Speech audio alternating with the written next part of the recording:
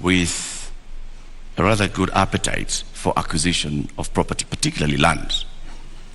And this has been mentioned many times.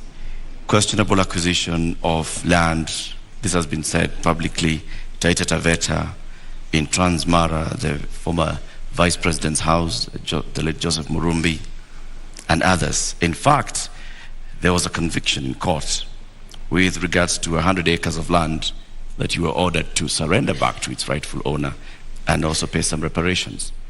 Does this public perception affect you?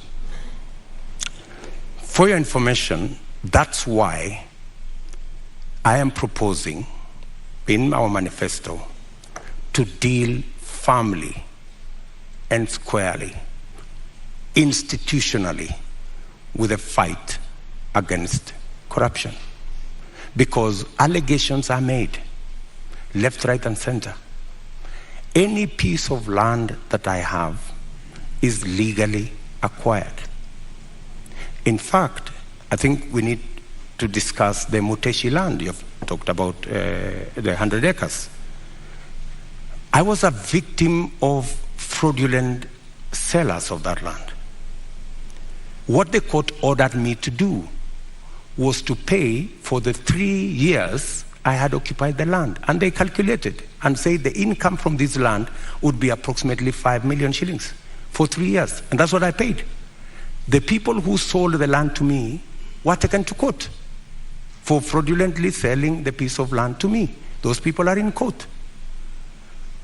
The Taveta, my question was, all these allegations. Taveta land issue. There was that, there's a Taveta, there's Western Hotel, there's Transmara.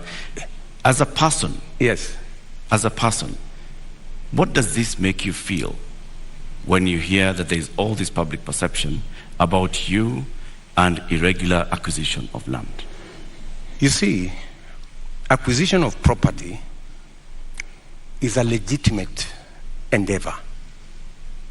How you acquire it, if it is legitimate, you've paid value for it, and I want to tell you, I have paid value for any property that I have.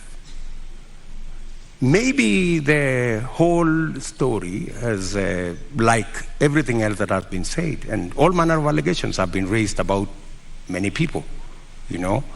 My competitor, Dominion land has been mentioned about him, Molasses land, so many other pieces of land. Does that make you guilty? Not at all. I think the presumption of innocence and the fact that I can stand up to scrutiny. And for your information, I am probably the politician in Kenya that has been audited, left, right, upside down, inside out, on any matter, you know.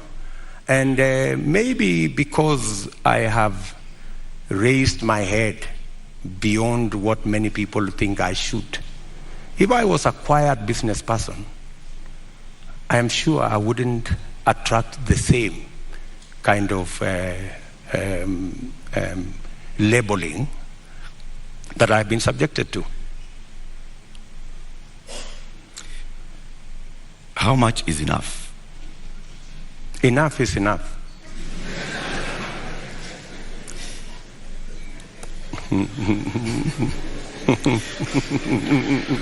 Mr. Deputy President.